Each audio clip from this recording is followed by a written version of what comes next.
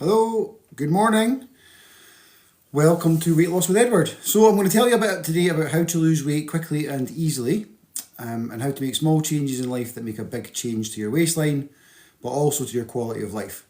So what I recommend to people who come on board with Weight Loss with Edward is don't eat too early, don't eat too late, don't eat too much, don't eat too much sugar. Now it gets a lot more complicated than that, but that's a simple starting point from which we then build out a whole lifestyle plan. So the reason of the don't eat too late at night, if you imagine that you eat your evening meal at say 6 or 7 p.m, you're obviously consuming calories with that evening meal. Calories is the energy that's in that food. So you've consumed a load of energies, and if you cut off and had no more calories after that, say 7 p.m, your body would get to work on working through and using up those calories, that energy, keeping you alive, keeping you moving around in the evening time. At some point, you would run out of consumed calories that you've brought in, and your body still needs an energy source to stay alive till morning. So it switches to using fat cells as an energy source to fuel your body. All that fat is calories that you've brought in the past, and you've brought in too many, and your body can't use up all those calories. You've brought in too many. So what it's doing with the excess calories that you bring in, it's creating a little cell and it's popping a little bit of energy and fluid into it, and that is a fat cell. So if over a week, a month, a year, 10 years, you are regularly bringing in more energy than your body can use up, you're storing more and more spare energy for a rainy day. That's fat, so you're getting fatter. Literally, you're getting fatter. And so what we want to do is, if we have a cut-off time, say 7 p.m, and you eat your evening meal and no calories after that. So you could have black tea, black coffee, herbal tea, fruit tea, sugar-free drinks, water, nothing with any calories in it, after 7 p.m, your body's getting to work on using up those consumed calories, and at some point, maybe 1 in the morning, 2 in the morning, your body runs out of consumed calories as an energy source. And it's still looking for an energy source because you want to stay alive through the night. So it switches to breaking open fat cells to release the energy to fuel your body through the night. If you're new to here, just give us a follow, ask any questions you want. I'll help in any way that I can. And so once your body has switched into running on burning fat cells as an energy source rather than consumed calories, the longer that you hold off until you consume the next calorie the next day, your body is running purely on burning fat and you're losing weight. So if you hold off till 10 o'clock in the morning, you've went from whenever your body ran out of consumed calories, let's say 1 o'clock in the morning, all the way around till you have that first calorie coming in. Because as soon as you consume calories again, your body says, oh, I've got calories coming in. I don't need to use my spare energy supply. I'll use those consumed calories. So even a splash of milk in your morning cup of tea breaks your fast. I know fasting, the word comes with a lot of baggage. All it is when you've went all night and you haven't had any calories through the night, that's your fast. And we call breakfast because you are breaking your fast. That means consuming calories and returning to running on burning consumed calories as an energy source. So having a cut off in the evening gets the weight off nice and quickly. Holding off a couple of hours in the morning adds to that. If you can get up and go for a walk in the morning or do any movement or exercise first thing before any calories go in, because you've already used up all the calories that you brought in the day before, sometime through the night you ran out of those and you're now fueling your body running on burning fat. If you go for a walk in the morning or do some movement and burn up a couple of 100 calories, it's not coming from consumed calories, it's coming from your fat supply. So you're getting bonus fat burning because your body's already taking every calorie it needs from your fat supplies. So getting up in the morning and doing a little bit of movement really helps achieve your goals. Don't eat too much. So for those who've just joined, the rules that I recommend are, they're not rules, they're just recommendations. Don't eat too early, don't eat too late, don't eat too much, don't eat too much sugar. Now, of course, it gets more complicated than that, but there's the simple rules. Don't have any calories after, say, 7 p.m. or 8 p.m. Don't have any calories till 10 a.m. or 9 or 11, but hold off a little while in the morning before having any calories. You'll immediately start losing weight. Don't eat too much. Now, you can use NutriCheck and MyFitnessPal. You can calculate every calorie. You don't have to. If you plate up an evening meal and you ask yourself, is that a sensible portion for someone trying to lose weight? You'll get an answer. And if the answer is yes, clear as anything, yes, then you know that your portion's sensible. If you hum and ha, or not really, you know you're eating too much. So you don't have to calculate every single calorie to know that you're overeating. You can also use measurements, clothes, scales to tell if you're overeating, because if they're going up, you're bringing in more energy than you should be. The thing about calories is, right, your body requires a certain number of calories to run for 24 hours. If you've been eating the same amount each day, roughly, and you're staying the same weight, you've found maintenance for the weight that you are at. So let's say, for example, to stay at the same weight that you are right now was 2,000 calories a day, just to pick a nice round number. If you wanted to if you wanted to get smaller, if you ate 1,500 calories a day, your body still needs 2,000, but you're only giving it 1,500. So it has to burn up enough fat cells to release 500 calories. Therefore, you burn fat. If you kept eating 1,500 calories a day and burning those 500 calories of fat, your body would get smaller and smaller, burning the 500 calories of fat every day until you're the size of someone whose maintenance is 1,500 calories a day. Same is true the other direction.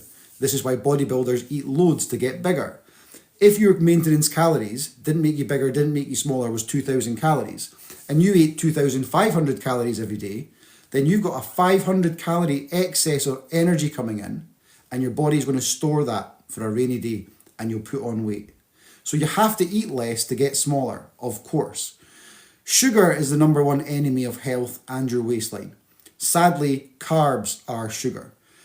All sugars, now, fruit is not bad for you, we'll get into that in a minute, but all things that are sugar, be it good sugars, bad sugars, refined sugar, alcohol, they all come in your body, get broken down into a substance called glycogen, the body's version of sugar, and your liver absorbs that glycogen.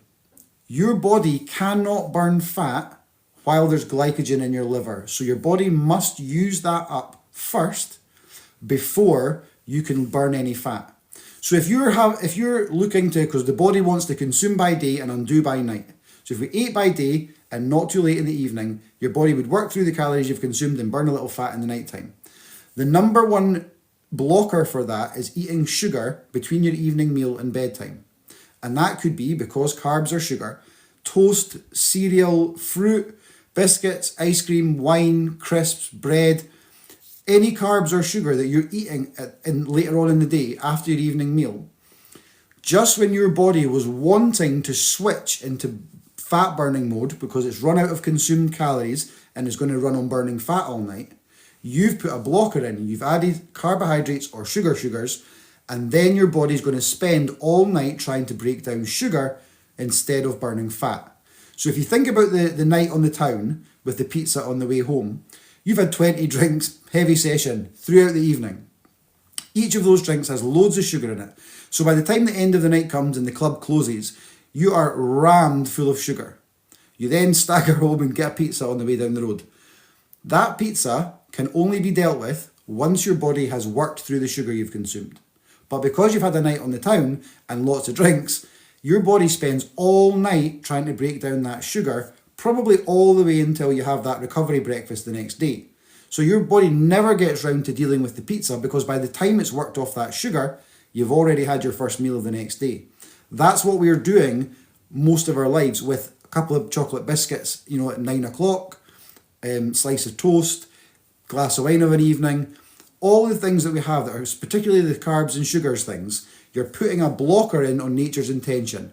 Consume by day, have a few hours before bed, and then an undo by night.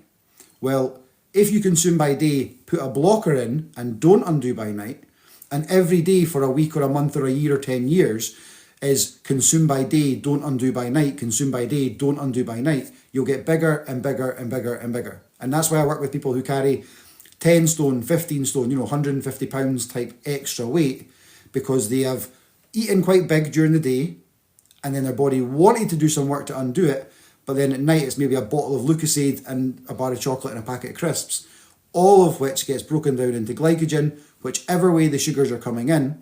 And so you really don't want to snack in the evening time. If you were going to take one thing from this, don't snack in the evening time. Try and go from your evening meal, even if that's 7:30 or 8 o'clock at night, till nothing and nothing until you're deliberately breaking your fast the next day with a cup of tea or whatever. If you normally have one at 7 a.m. with a splash of milk before you head off to work, see if you can have that cup of tea when you get to work or on your first break at 10 a.m. Makes a massive, massive difference. Now, I talk about the 5 pillars of health: nutrition, hydration, movement, sleep, and mind. I've worked with some of these, lost my weight and I kept it off. Yes, David, you certainly have. You've smashed it, mate, and living life now and loving it. Nutrition, hydration, sleep, movement, and mind. All of them, if you were to write them down, those 5 pillars of health, and you gave yourself a score out of 10 for each of them, you would see where work could be done to make your life better. Guaranteed. So nutrition, don't eat too much and don't eat too much sugar. Another issue with sugar is if you imagine your average person, give us a follow guys, if you imagine your average person gets up and has tea or coffee with sugar in it, or cereal, toast, fruit juice, porridge in Scotland, you've spiked your blood sugars. They've rocketed high because all of them are high in sugar. They come crashing down at 10 or 11 in the morning and you need a little something to keep you going. So it's a cupcake, a biscuit, a bit of fruit if you're being good. So you spike your blood sugars again and they crash at lunchtime, 3 o'clock, 4 o'clock in the afternoon, the stereotype in the office, the lull. You need a little something to pick you up, so you have something else, probably convenient and quick, so it's probably sugar. Spike it, they crash for your evening meal, and then about 8 o'clock at night, you need a little something just to keep you going. That's your oats are high in sugar, sadly, yes. So like a heart monitor all day long, you're spiking and crashing your blood sugars up and down and up and down and up and down. It's not good for your bodily function, it's not good for your mood, it's certainly not good for your energy levels. Reducing your sugar intake. I recommend 1 meal, yeah, a snack and a meal, 2 meals, lunch and tea, late breakfast, snackish lunch and an evening meal, absolutely fine. Obviously the more eating events that you have in a day, so like that could be a snack, it could be a meal. If you were trying to eat, say, just to pick a number, 1,000 calories in a day, and you had 1 meal in a day, it's quite easy to get a good substantial meal and 1,000 calories. It's pretty easy to do. If you have 10 eating events, because it's a little snack here and a little snack here, what experience do I have? I've coached 1,500 people to lose loads of weight, improve their health and change their life. I lost 52 pounds in 45 days. I've been on podcasts with biochemists and molecular scientists and stuff. So yeah. Can chewing gum help? It tends not to because it activates your stomach to digest things. Do I mind telling my educational background? Yes, absolutely. I'm actually a therapist by trade. I went through my own weight loss transformation about 6 years ago because I saw a picture of myself and I thought I was hideous. So I got to work, cleaned up my act, got into fasting, befriended some scientists, got to know my field, and people were asking for my help, so I helped them, and then Weight Loss with Edward was born.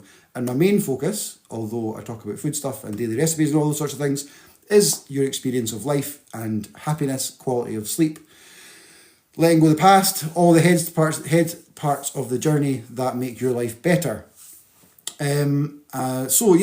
So nutrition, don't eat too much and don't eat too much sugar. That's a simple version. Good morning from St Andrews. Hydration, 2 to 3 litres of water a day. I should also point out that I have a lot of doctors, nurses, and scientists that come on here and thank me for a clear and simple explanation for what is really complicated subjects. Hydration wise, 2 to 3 litres of water a day. If you can get some sodium into your water, it really makes a big difference. Morning from Falkirk. Hello, good morning. Do you have any degrees? Well, I've got a honours degree in English literature actually, and I've got a diploma in hypnotherapy and in counselling, and I'm working through my master's in clinical psychology. But thank you for asking.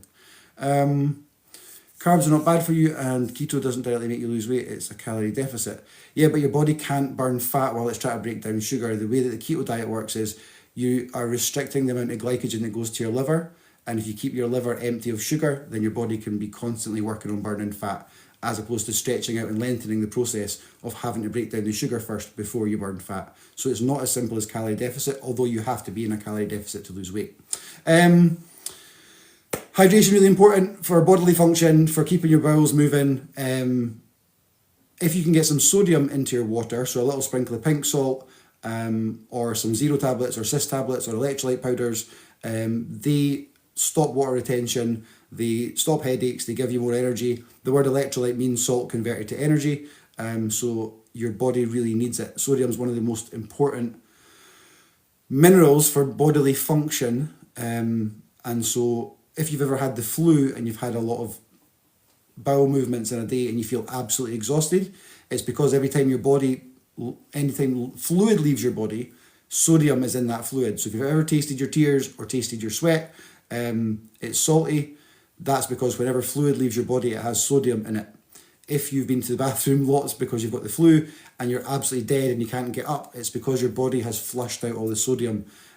So for normal days when you've not got the flu, if you're bumping up your sodium intake a little bit, you'll feel a lot better. I read a study recently that suggested that 85 and 100 headaches are caused by low sodium. So if you've got headaches, it also helps with that.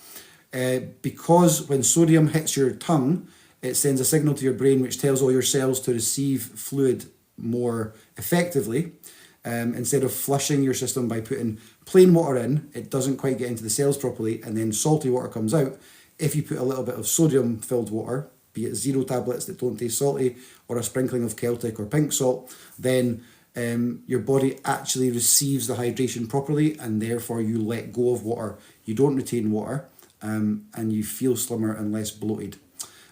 Talking about bloating, stodgy starchy carbs, bread, pasta, rice, too many potatoes, interrupt digestion, give you IBS-like symptoms, spike and crash your blood sugars, bad for your mood, bad for your skin, interrupt sleep, slow down weight loss.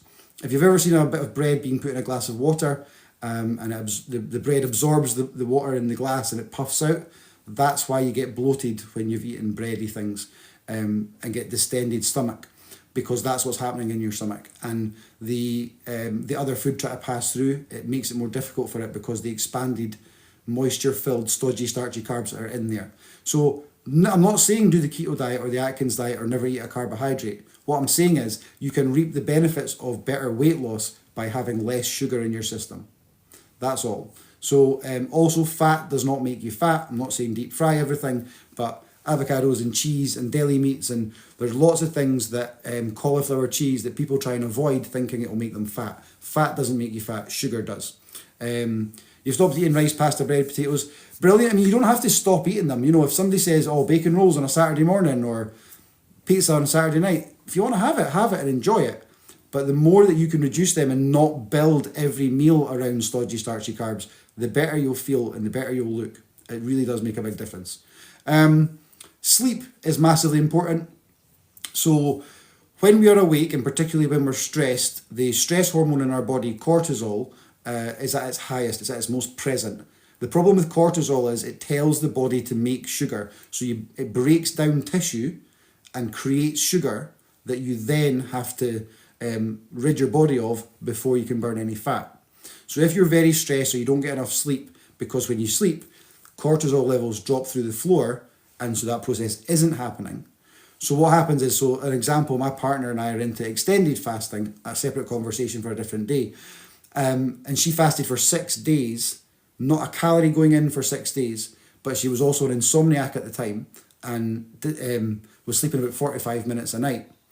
After 6 days of no calories going in, the scales hadn't moved down because she wasn't getting that low cortisol time of sleep. Also, it's quite stressful not getting to sleep. And when you haven't been sleeping, you're like wired to the moon because you've not had enough rest. So her body was like a sugar making machine. It was producing sugar from the cortisol that she was having to then break down, but it was continually making more because she was exhausted. And so don't underestimate the importance of sleep. Also, if you were offered a donut at work and you'd had 2 hours sleep versus 8 hours sleep, I know which person is more likely to say no thank you to the donut. Carnivore diet looks rough. Carnivore diet's pretty good. It's quite ruthless again, but I just don't think stricter is better. We're looking to be happier, not like perfect. There isn't really perfect in human beings. But I don't know my story anymore. Yeah, see, so if you've had a gastric band, that will be why stodgy, starchy carbs don't agree with you anymore. How much sleep is needed? So let's say everybody's different, right? But about 7 hours a night would be pretty good, or 8 hours if you can get it. Put it this way, you can't always guarantee a perfect night's sleep, but you can stop scrolling till midnight and actually get your head down and give yourself a chance of getting a good night's sleep. A good way to help with that, chamomile tea, a bath with a cup of pink salt and a cup of Epsom salt in it. The magnesium and sodium really help you sleep. Putting down the technology, a little bit of self-care. Why do you always crave salty food? Probably because you're quite low in salt. So salt's got a terrible reputation, right? Salt's bad for you, high blood pressure, heart attacks and all that stuff. But remember that when you have a heart attack and you get put in the ambulance, they hook you up to a saline drip, the saltiest water in the world. So salt, it isn't obviously as simple as that. White table salt is really bad for you. Never consume it again if that's possible. Rock salt, sea salt, pink salt, Celtic salt, all the natural source salts are an amazing source of sodium and your body really needs it. And it tends to be whether it's cramps, headaches, low energy, or a craving for salt. These things indicate low sodium. Clean eating for 5 weeks in a deficit and now plateaued. Any advice? You could take a couple of days off and keep your body guessing. Your body will adapt to whatever you're doing really regularly. So 5 weeks clean eating, deficit and now plateaued. Any advice? It depends if you're now eating maintenance, doesn't it? Because if you're eating enough to keep at the weight that you're at, then you'll stay at the weight that you're at. If anyone wants to send me a message and discuss tactics for their own life, absolutely happy to do that. And a month into not drinking after a good 10 years of drinking nearly every night. Tremendously. I'm assuming you mean booze. Yes, I ditched booze 5 years ago. What did I get? MCT oil. MCT oil is a great source of fat. Singer. MCT oil pineapple tuna diet. Never actually come across that one. But certainly tuna and MCT oil are brilliant. Pineapple's really high in sugar though. It's true to many distractions before bedtime, thank you. I've cut out sugar in bread. It's the occasional 0% beer full of sugar. I actually don't know because I don't drink it. But I wouldn't deny yourself an occasional 0% beer if as part of a happy lifestyle. You're not going to get overweight on it. So sleep, yeah, really important. Obviously, there are factors that influence our sleep, but the more you can get, the better, simply. Berberine meal and getting rid of my sweet cravings. Brilliant. London, excellent work. Give us a follow, guys, if you haven't. I'm trying to be live every morning. Life is very busy and I've got 200 clients that I'm supporting at the moment. So I'm on the phone all the time and running classes and stuff for Weight Loss with Edward. But when I'm not doing that, I like to hop on and say hi, answer some questions and explain a wee bit about some misconceptions about the diet industry and about weight loss. For me to get sleep and knock my husband out, only joking, he's snoring is terrible. Maybe if he lost a little bit of weight, does he need to? And then his snoring might reduce. He lost 5 stone, tremendous, wee Scottish Jen. I also think I try and drink water, I can't get it down me, it's like it's stuck in my throat. So Aidan, have a little look online for Zero or SIS, S-I-S tablets. They're sodium tablets, like electrolytes. They've got a slight flavour to them, so it's more like you're drinking a flavoured drink than just plain water. Also, you can get your sodium in if you're having a bath with lots of salt in it, pink salt and Epsom salts, so your skin absorbs it. Movement, really important. So as I was mentioning earlier on, if you get up in the morning and you do some exercise, then your body's already running on burning fat because you've eaten your evening meal, time's gone by, your body's used up the sugar and the calories from the consumption the day before, you've run out of those, it still needs an energy source, it turns to your fat cells, which are just excess energy that you've brought in the past, couldn't use up, and it's storing it for a rainy day as a fat cell. It's just a cell, bit of energy and a bit of water in it. So through the night, your body switches to running on burning fat cells, breaks them open, you get the energy, you stay alive, thankfully, and you pee them out, or they come out on the moisture droplets on your breath, actually. So you get up in the morning and you go for a walk. You're already running purely on burning fat. So if you sit in the living room and wait to go to work for an hour, you've not maybe burned 50 calories. But if you went for a walk and burned 200, those are 200 calories that have come directly from breaking open fat cells and releasing the energy from that. So the fat being burned is fueling the movement. So movement in the morning before you break fast is fantastic. Nothing too intense. Especially if you've eaten more carbs the night before and you've spiked your bloods, then they could be quite low in the morning. When you reduce your sugar intake and you eat a bit less frequently, your bloods just self-regulate. That's why everybody that I work with that has type 2, within 6 weeks, doesn't have any presenting symptoms. No, I don't tell them any medical advice. They speak with their diabetic nurses and their doctors. But when you stop spiking and crashing your blood sugars and you just reduce your frequency of eating and reduce your sugar intake, your bloods just self-regulate. It's amazing. Type 1's more complicated. So movement. So if you've had your evening meal and you go for a walk, so let's say you've eaten 800 calories for your evening meal and your body is wanting to get to work and working through those calories so that you can switch over into fat burning mode. If you hit the sofa straight after your evening meal and don't do anything else till bedtime, then it's a slow work through those calories, right? To get into that fat burning mode. But if you finish your evening meal and you go for a walk for an hour and you burn, 200 or 300 calories, you're already through a chunk of the calories that you've consumed for that evening meal. So you will more quickly and earlier in the night get into fat burning mode, which means there's more consecutive hours on running on burning fat, and you'll burn more fat. Thank you, wee Scottish Jen, a nurse practitioner. I keep getting told I don't know what I'm talking about, but I think I do. Stop smoking for 3 months, reason heart failure, put on 7 pounds, but want to lose a couple stone. Yeah, to be honest, addictions, especially putting something to your mouth, think early childhood, that's a comfort thing, right? And so when the smoking stops, you still want to put something to your mouth because your mind or your body and your mind seek comfort. So you're putting something to your mouth, and that's food. Find a new obsession if you can. Get into something, walking, meditating, something else that can take your mind off of it. I think you're very good for giving advice, and you do know what you're talking about. Keep the good work. Thank you, Mike. I appreciate that. So yeah, any movement's good, right? So if it's parking at the far end of the supermarket car park and walking a couple of extra minutes, it's movement that you weren't going to do, okay? Whether it's movement when you're fasted, so you're burning straight from the fat supplies, or movement after food. Like, think about the walk as well after you've eaten. So the way that food goes through your stomach, I think it's called peristaltic. It squidges the food through your intestines. When you're upright, gravity's helping, and you're moving, like your knees up and down a wee bit when you're walking, then it's working that food through your digestive system, and it actually helps. If you go for a big meal and then I lie down, it really doesn't help. Yeah, I fell in love with running and it's changed my life. Thank you. Yes, absolutely life-changing. I'm not suggesting everyone has to go out running, but finding something, get addicted to good habits and life gets better. Comfort, I just tapped my mouth with my finger to stop smoking. It was a comfort. Yeah, that's quite good. That's like that, like tapping therapy, isn't it? EFT? Anyway. So movement, all movement's great. Toning makes you look better, makes clothes sit better, and so you actually hold yourself slimmer, which is often helpful. And any muscle that you put on your body, muscle requires to burning a lot of calories to keep the muscle there.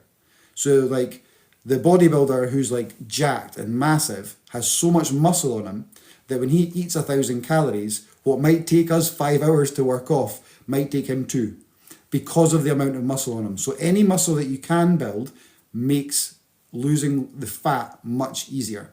A weighted squat, now again, I've not met you guys, so I can't speak to your health or your joints or anything like that. Seek medical advice. But the weighted squat, so a kettlebell and a squat with an arm curl is just about the best exercise you can do for your whole body. So suck in your tummy, do a squat, curl the kettlebell, standing back up, then do that 50 times every morning with a really light weight and up the weight a little bit. Really, really good for you. If you are going for a walk, remember that if I went for a walk, it wouldn't be too straining on me. If I went for a walk carrying a piano, it would be very tiring, right? So I've been using more energy to go for a walk carrying a piano. Sorry for the ridiculous example. So that means then that if you wear a weighted vest when you go for a walk, or if you carry a 2 litre bottle of water in a backpack, you're carrying, 2 litre bottle of water, 2 kilos, 4.4 pounds. So you're carrying 4 pounds. If you carry 2 2 litre bottles of water in a backpack and go for a walk, you're carrying 10 extra pounds on your back. Your body has to work harder, so you don't have to go up a steeper hill or go any faster or go any further. But the more that you're carrying, the harder you're working your body with the same time and the same distance. So that really helps. For anybody taking berberine supplements, I've heard taking them before stop spiking. Yes, they can do, but that does bring up another interesting subject, apple cider vinegar. 1 second, I shattered, not broke my back, car crash, moving so painful. Oh my goodness, wee Scottish Jen. That is absolutely horrendous. Show us, please, lol. I'm not doing a weighted squat in front of you. Apple cider vinegar. It's a magical potion. If you are buying apple cider vinegar, look for with the mother or with mother on the label somewhere. It always says it, and it means the sediment is still in and the good stuff is still in. If you have kidney stones, take 2 tablespoons on an empty stomach every day for a week and you won't have kidney stones anymore. It dissolves kidney stones and you'll just pee out the sediment. It's like a miracle cure. And that's anecdotal, but I've seen like 30 people I know do that successfully.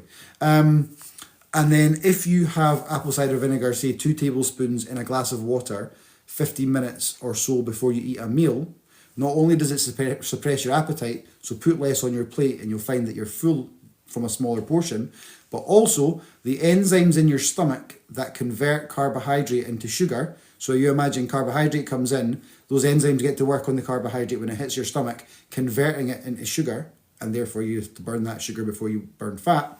It's like a sedative effect on those enzymes, and it slows down their ability to process carbohydrate into sugar.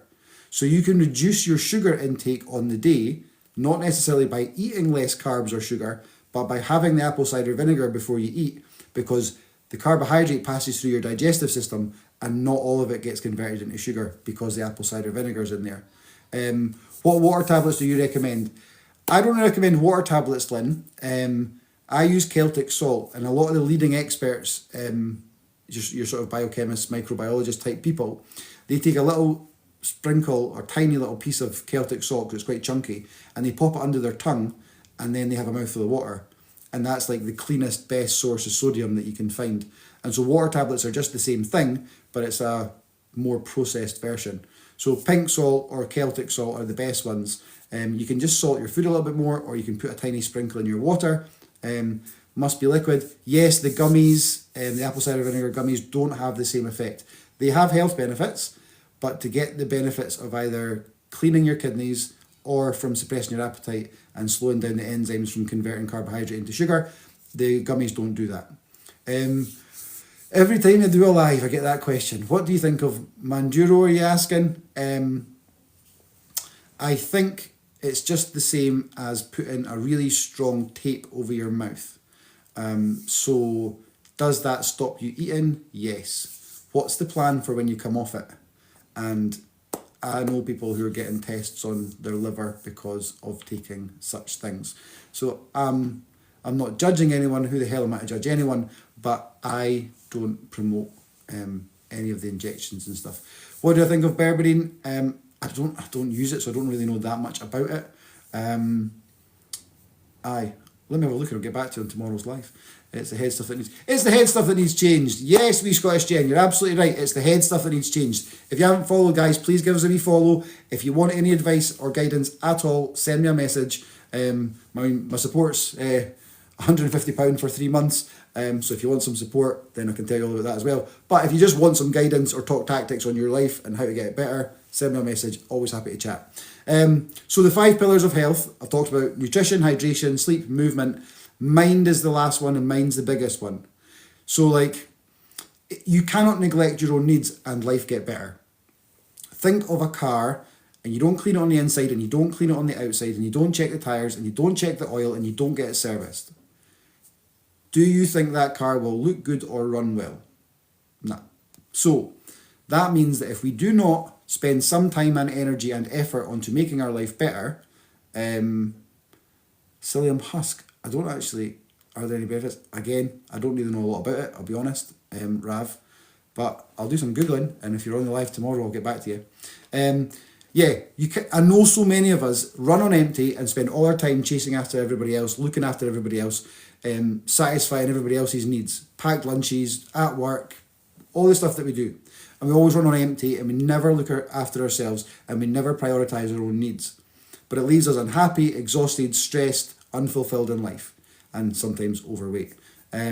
Because we're just grabbing food on the go, or we're absolutely bloody stressed to the nines and exhausted, so we just eat that bar of chocolate. Our mind will dictate our decisions and our choices in life, right? Your health and your weight are a consequence of the choices you make. So without your mind functioning well, it's really hard to consistently make good food choices.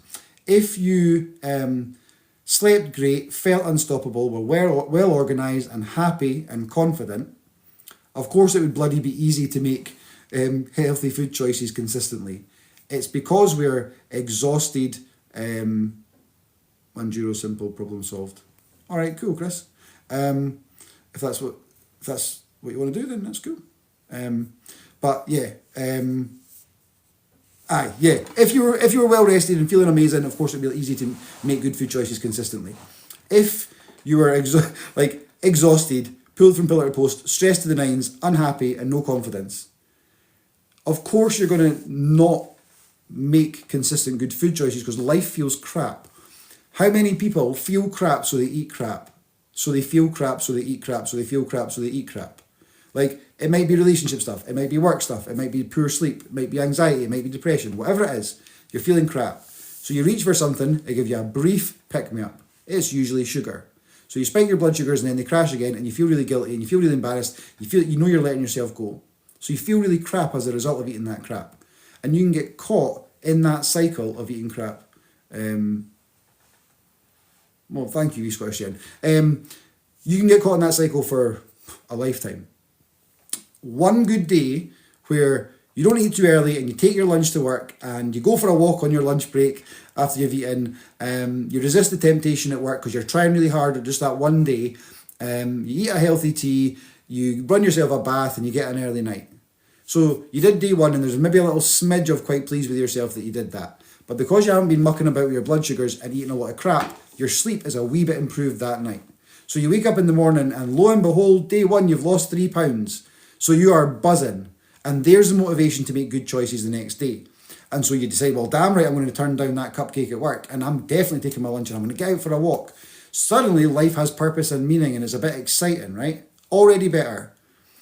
As soon as you start to see the links between, instead of feel crap, eat crap, feel crap, eat crap, you start going, oh, when I make better choices, life gets better because you're noticing the rewards. Haven't eaten crap all day, slept much better. Slept much better, woken up and I've lost weight. So you're in a better mood that day and your interactions will be better because you're feeling a lot happier.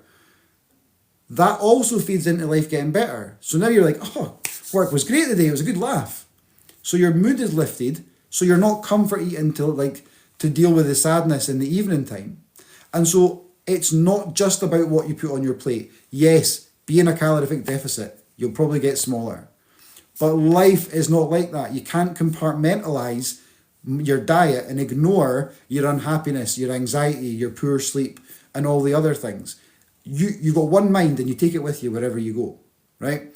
And so actually looking at all of life and having a little bit of faith in yourself really, really makes a massive difference. It really does. And one good day could be that cornerstone of self-worth that you then build on because you've got the motivation, because you've got the rewards quite quickly. And so life can be transformed, but life is a result of the choices that you make. If you just bear with me a second and try a wee thought experiment. Look forward 1 year from now and imagine you and life is as amazing as it could possibly be. Now, I don't mean gold yachts in the Bahamas. I just mean how you feel, how you look, how life is going. Imagine life is amazing a year from now and you look great and you feel great, and then look at that person, that future you, and ask yourself, how do they live their life? Do they sit up at night till midnight scrolling? Do they eat multi-packs of Snickers when they get in the car? Do they get out walking? What are they doing in their life to make life so great? Then you can back engineer that and say, right, so now I know what things I have to do to make that life a reality. And you do those things and then you get to that place. Not always easy, but it's simple. It really is simple. And so, guys, if you haven't given me a follow or you want to give the live a share, then please do. But the 5 pillars, please, if you've got a bit of paper or something to write on, nutrition, hydration, sleep, movement, and mind, score them out of 10.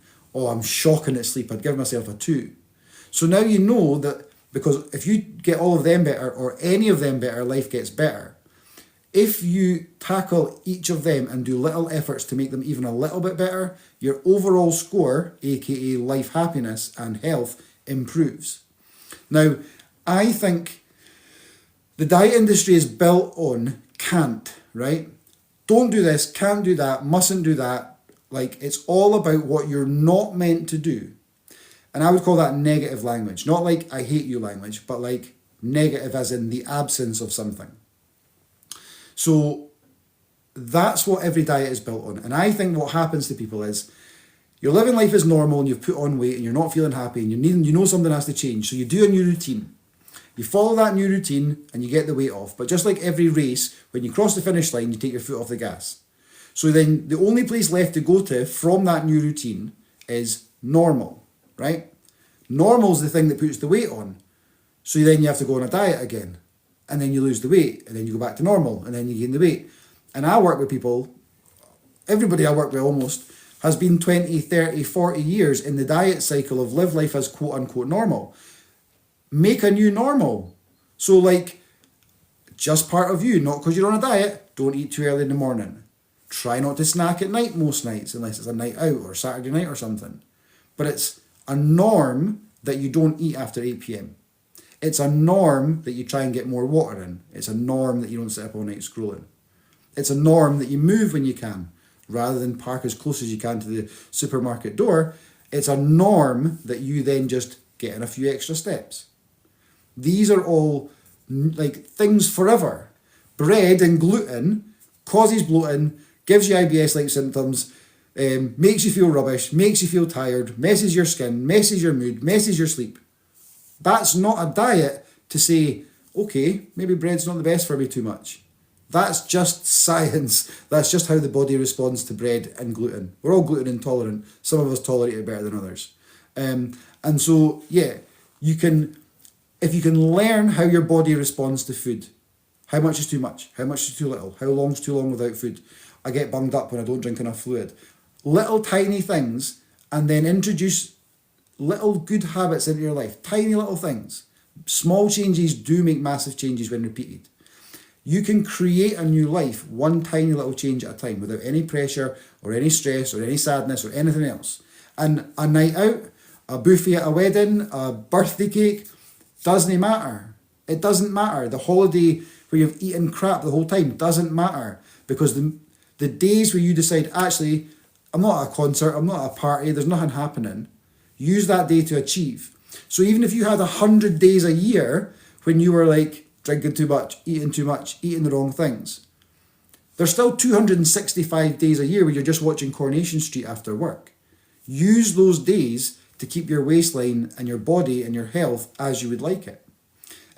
So I would say, instead of the negative language of diets, which is can't, don't, and all these sorts of things, your brain doesn't understand negative language. Or more accurately, the part of your brain that drives behavior and makes you take action doesn't speak in language. It speaks in symbols and pictures and drives and beliefs. It doesn't understand sentences. Probably for survival purposes, because it was a quick responder, right? If you are saying to yourself, don't eat chocolate, can't eat chocolate, your brain, the bit that decides whether you act or not, doesn't understand don't and it doesn't understand can't. So all it's seeing is a picture of chocolate. You're showing it a picture of chocolate over and over and over again, talking yourself into doing something by repeatedly saying, don't do it. Where did I learn all this? I think I've got ADHD, and so I've got an amazing ability to hyperfixate when I get into a subject. So I study. Like I say, I'm doing my masters at the moment, and like I consume a lot of books. I'm hugely passionate about kind of bodily and mental health. Anyway, not enough about me. Another really useful thing to know is there's a bit of the brain called the anterior mid-cingulate cortex, the AMCC. And it's the willpower part of the brain. What they've found is, because it's also the part of the brain that's responsible for the will to live, right? People who are overweight or poor in health through choices tend to have a smaller, less developed AMCC. People who are really healthy, and like military people and people who live a long time, have a big or developed AMCC. The willpower part of their brain is big, right? But you can grow it. So you can, by doing things that you don't really want to do, but you know are good for you, they need to be done, and forcing yourself to do it, even though you can't be bothered, you are physically growing the willpower part of your brain. So it might be I can't be bothered doing the hoovering, and you want to just lie around in the living room, but you go, you know what, it needs to be done, and you force yourself to get up and do it, you are developing that part of the brain. When you're then at work 2 weeks later and somebody says, oh, there's a bake sale on downstairs, and you know you're trying to lose weight, but it's really tempting to have the cookie or whatever it is, you're far more able to say, but I'm not going to, because I'm trying to achieve something at the moment, when you've worked on and strengthened that area of your brain. Cold water therapy is one of the best things for that. That because nobody wants to get into cold water, when you force yourself to do it, it strengthens, also behaviourally, but actually biologically develops the area of your brain responsible for being able to resist temptation. Isn't that incredible? Also, just while we're on cold water therapy, we all have fat around our organs that has been put there by eating shit. And so if you've ever met like old Jimmy, who for 50 years, maybe he's a local in the pub, and he's been eating fish suppers every night for 50 years, but he's really thin. If you looked at his organs, they would be surrounded in loads of fat.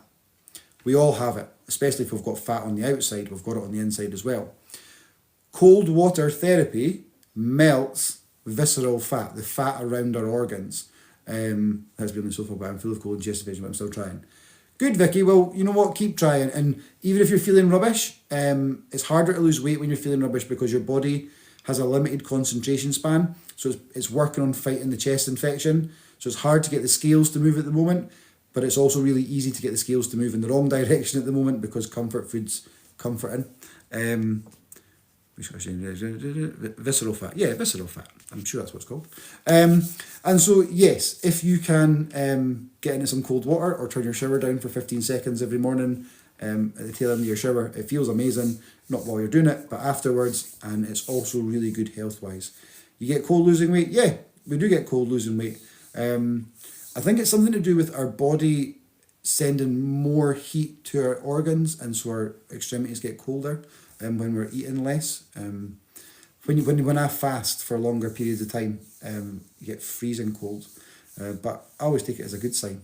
And so yeah, the idea of negative language while trying to achieve something positive is counterintuitive. It doesn't really work. How Weight Loss with Edward thinks of a 24-hour clock, right?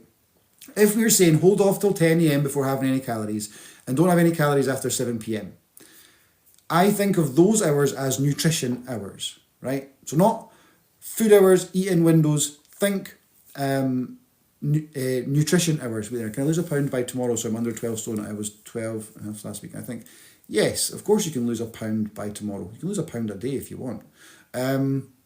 Yeah, you could make sure you get a bowel movement today. There's a pound. Or just skip a meal today. But they're just numbers. I wouldn't stress about it. Don't hang your happiness on the scales. So a 24-hour clock. You've got nutrition hours and you've got healing hours, and that's split up into two big blocks that make up 24 hours. So if it was 10 till 7 were the hours in which you consumed calories, call them nutrition hours. And the mission is get in the good building blocks for health. Colourful, tasty, nutritious, interesting food that you enjoy. So if you had a healthy lunch and a healthy tea, but you happen to eat a Bounty bar in the afternoon, the day's not ruined. It's not a write-off. Nothing's bad, nothing's ruined. It's a healthy day of getting good stuff in and a Bounty. Then, when your nutrition hours close for the day, your healing hours begin, because when your body's not concentrating on breaking down food, removing nutrients, creating waste, the whole digestive process, your body's amazing at getting on with healing itself, ditching old cells, fixing cells, doing all sorts of stuff, burning fat. The more healing hours you have in a 24-hour cycle, the more healing you do, the more fat you burn, the more your cells repair, blah, blah, blah. So if it was 7 p.m, you stopped consuming calories, don't then start thinking, I can't eat. Think, what are things that are healing for the mind or body? Read a book, go for a walk, sit in nature, phone a friend, start a journal, have a bath, have an early night. All things that are good for you, do them during your healing hours, because you're then doing a proactive action that makes your mind and body healthier. You're not thinking about what you can't do, because can't language trips you up. So nutrition hours and healing hours. Like I said, the more healing hours you have in a 24-hour cycle in one block, the more healing you do. How much does eating late in the day affect weight loss? Massively. Bounty, the taste of paradise, gem, cheeky monkey. How much does eating late in the day affect weight loss? It affects a lot because your body wants to consume by day and undo by night, and it wants to burn fat for most of the night. So if you eat late in the day, and often the things that we eat late in the day or drink, so like wine, hot chocolate, chocolate, ice cream, toasties, biscuits, crackers, oatcakes, crisps, all of those things end up broken down into sugar in the body. Your body can't burn fat while there's sugar in your body. It has to use up the sugar first. Therefore, eating late at night when you're about to start lying down, when you go to sleep, your cortisol levels drop, which allows fat burning more easily as well. You don't want to put in some food, and particularly not sugar, late in the day, because your body wants to spend the night burning fat and you're not letting it by eating late in the day. Now, could you hold off till 4 o'clock in the afternoon and then have an eating window or nutrition hours from 4 in the afternoon till 10 o'clock at night? Yes, you could. But if you think about how movement helps with digestion and helps with weight loss by using up consumed calories, if you're eating late at night and then going to bed, you ain't moving, you ain't even upright, so gravity's not even helping food get through. It literally just sits there and you're not doing any movement in action that burns up extra calories. Whereas if you eat lunch and go for a walk, or you're about the house looking after kids, or you're at work or whatever, and you're moving, you're helping digestion and you're burning up those calories. So I don't think eating at night works. I'm sure you could run an experiment of being in a massive calorific deficit and eating late at night and still losing weight, but you're not helping yourself by eating too close to going to sleep time. For sure, 100%. Sorry, excuse me, I think I've missed a few comments there. Because they don't appear. Right, damn, that sucks. I've been eating dinner after 10 p.m. most nights. Right, so is that because of work? Could you have your main meal during the day at some point? How to deal with clutter of mind, how to get around it. What are you carrying? Well, the simple answer is let go of the past. So no heartbreak here. The simple answer is to let go of the past. How to deal with clutter. Recognise that you can't control the future. So trying to micromanage everything that's going to come is impossible. You can't control the future. It is unwritten. We have anxiety because it's unwritten, and we fear what might come that might be bad. So we try and control our environment to minimise how much of the future is unknown. It doesn't work. It doesn't work because there are too many variables and the future is always unpredictable. Let go of the past. Don't try and control the future, and genuinely try and savour the now. And I know I'm not being glib. It's that simple. It's just not that easy to do it. Or if you want to chat, I can help. I don't sleep well at night and always wake at 3 a.m. for a cuppa. That cuppa is doing your health some harm, by the way. Excuse me, it's 5 o'clock too early. No, 5 o'clock's not too early to stop eating. Some of the older people that I work with, historically, their whole life have eaten their evening meal quite early. It's quite a long evening from 5 p.m. till bed. So it leaves lots of room for temptation to snack. But if you're comfortable going with no calories after 5 p.m. till bedtime, it's absolutely not too early. I've been eating around 8, 9 with work commitments and gym straight after work, but I only eat protein. Ross, please try this for a week and get in touch with me and tell me how you get on. On gym days, eat a big lunch, even if it's just taking a tub of meat and stuff to work. Like, think barbecue without the bread, the crisps, or the tatty salad. Depends how hard you're hitting the gym, but you then have your main meal at lunchtime on gym days, and you just have a snack before the gym. So it could be like even some sugar. If you're working hard in the gym, you're using up that sugar anyway. It's fine, and that little burst of energy is absolutely fine. But don't eat post workout. No calories afterwards. I know it flies in the face of gym bro thinking, but if you've got the protein in and the fuel in to fuel your workout, then as soon as you finish that gym session, you've worked through your consumed calories for the day, right? So you're getting into fat burning mode super quick. You've already got the protein in to build the muscle from your big lunch with meats, right? So you can still get the benefit of the muscle growth, but you can be fat burning like a mofo, because by the time the gym finishes, you're not far off that fasted state and fat adapted where you're running on burning fat. You can get the best of both worlds, and I would say big lunch, snack, mid-late afternoon, hit the gym, get home, bath, bed. And change it, game changing. It depends how big you are, and it depends how big you want to get. It's a wider conversation than that, but that's a basic option you can go with. No caffeine. Caffeine, so 1 cup of coffee spikes your cortisol for up to 17 hours. Have to tell you, I drink coffee. I drink it black, unsweetened, but I do drink coffee. So it's not like you have to cut it out to lose weight or anything. Husband didn't want me doing Manduros, so I've joined Weight Watchers and loving it. Any other advice? Don't eat too late at night. Don't eat too many stodgy, starchy carbs. If they tell you that rice and pasta are free passes and you can eat as much of them as you want and lose weight, they lying, because they want lifelong customers. They do not want you to achieve your goals. And that's not the fault of the person that you're seeing every week. Anyway. Any organisation that says, unless of course you're hitting the gym for 4 hours a day, any gym that says, any weight loss person that says, eat as much pasta, rice as you want, and they want you to lose weight, is looking for you to be there for a long time, and they're doing it for financial gain. I eat 6 eggs, 2 chicken, rice, protein yogurt, 2 apples, then main meal and protein shake at 8-9.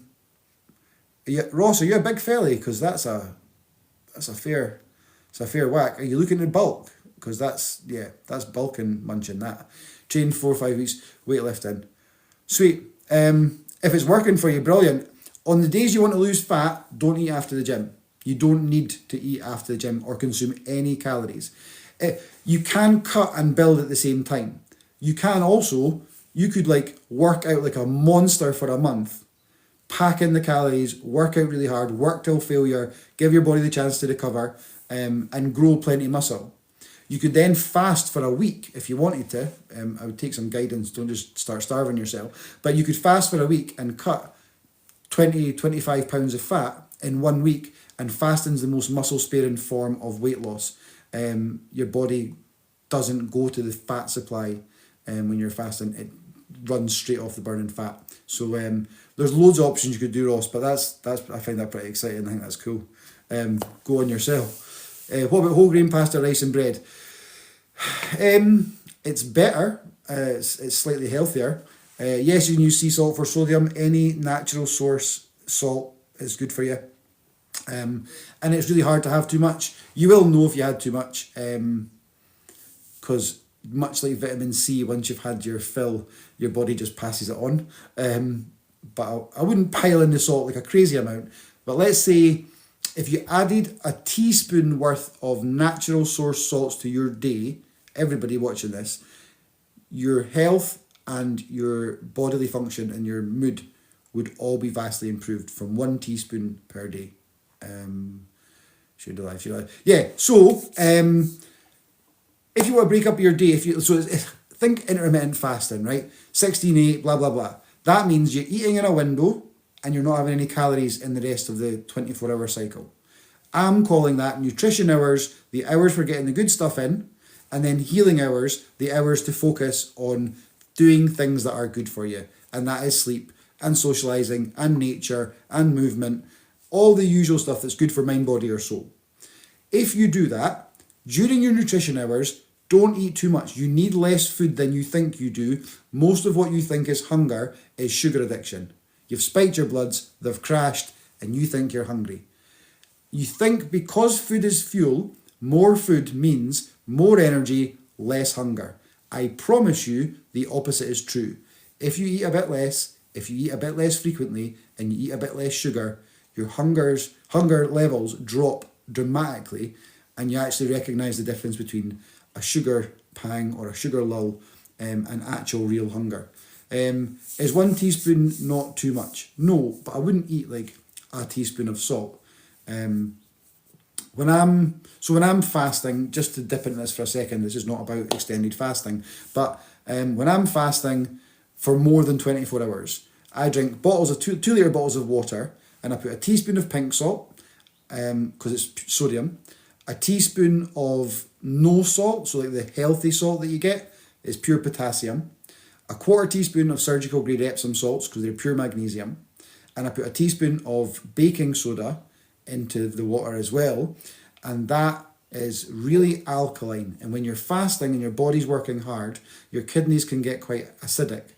The alkaline of the baking soda cools and calms your kidneys when you're putting it under that little bit of stress that extended fasting does.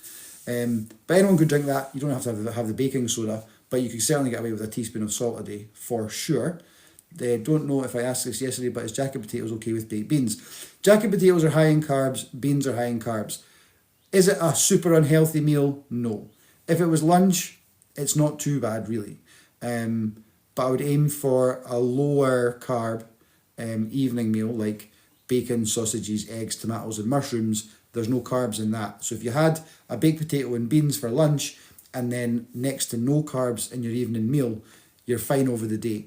But if you're having a pasta or something in the evening as well, the carbs, therefore, when you hear the word carbs, think sugar. Almost use the words interchangeably.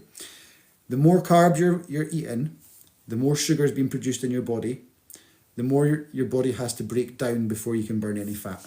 Is 10 minutes a day on an air walker good? I have bulging discs, so I have to be careful. It absolutely is. Any movement's better than none, yeah.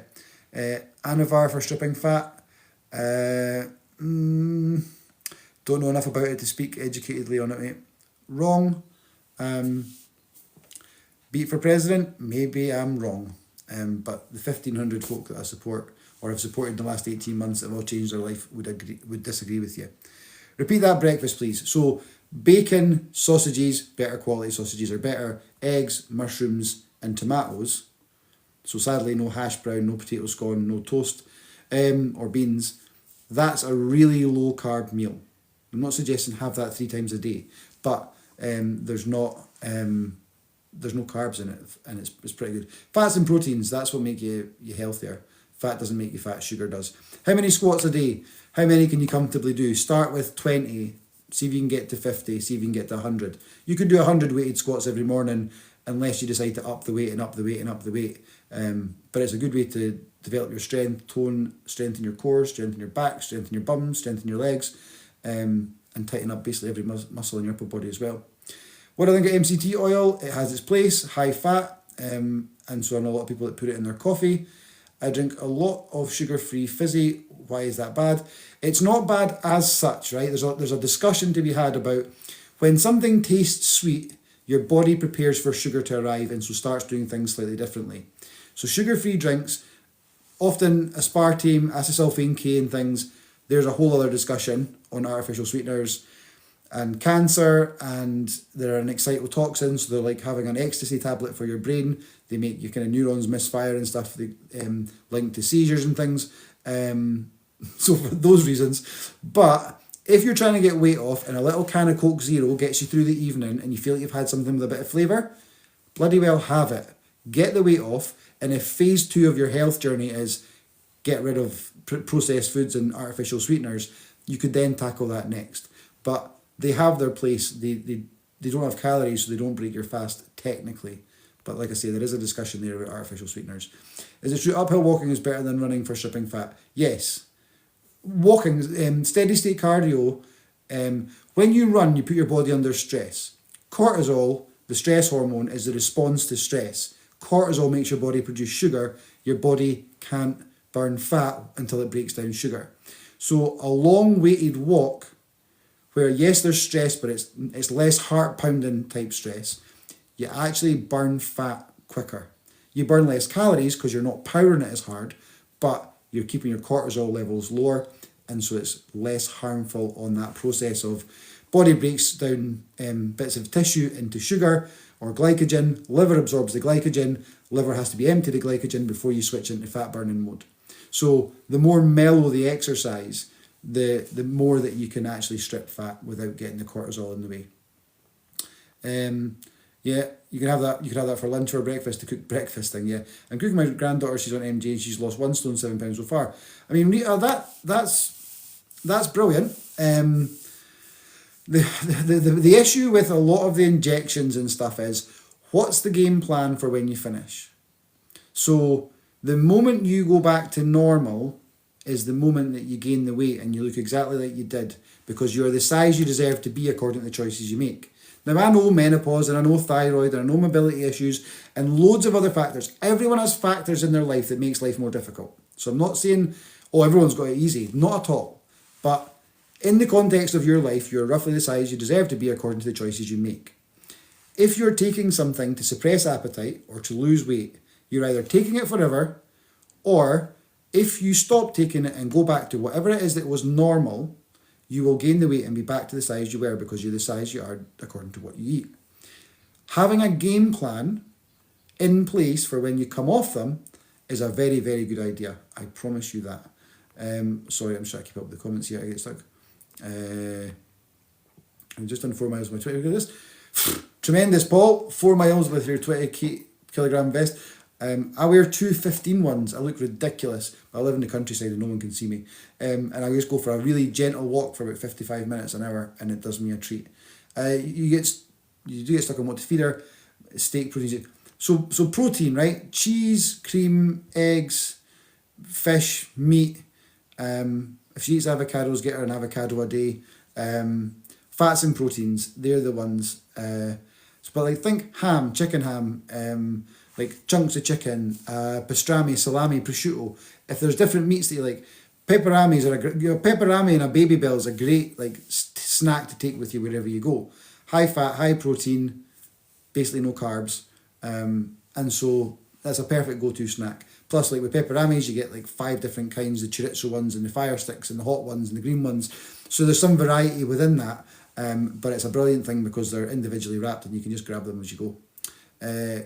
My daughter can't get tested for ADHD and is drinking 24 Diet Cokes to feel normal. Whoa. Yeah, you might want to try and reduce them. I mean, even one less a week, and in 6 months you're down a lot.